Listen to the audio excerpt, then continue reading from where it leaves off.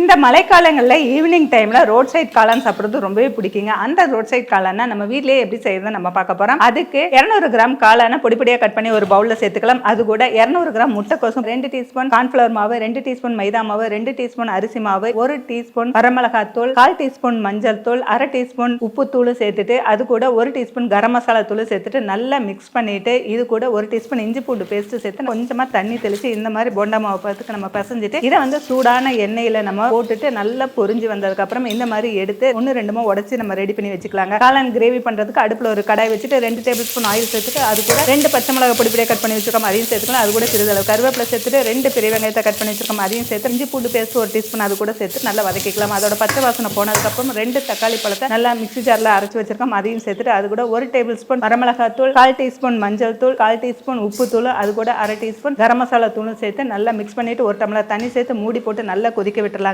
அதுக்கு அடுத்ததா 1 table spoon cornflour மாவுல கொஞ்சம் தண்ணி சேர்த்து நல்லா கரைச்சிட்டு இந்த மாவையும் அதுல சேர்த்துட்டு நல்லா திக்கானதுக்கு அப்புறமா நம்ம பொரிச்சு வச்சிருக்கிற காளானை இது கூட சேர்த்து நல்லா வந்து கொதிச்சு இந்த மாதிரி வந்ததுக்கு அப்புறமா அடுப்பு ஆஃப் பண்ணிட்டு இதை ஒரு பவுலுக்கு மாத்திட்டு இது கூட மேல வந்து கொஞ்சம் கொஞ்சமா வெங்காயமும் கார்ன்ஃபிளாக்ஸ் கொஞ்சம் பொரிச்சு வச்சிருக்கோம் அதையும் சேர்த்து நீங்க சாப்பிட கொடுத்து பாருங்க. ரொம்ப விரும்பி சாப்பிடுவாங்க. நீங்களும் ட்ரை பண்ணி பார்த்துட்டு கமெண்ட் செக்ஷன்ல கமெண்ட் பண்ணுங்க.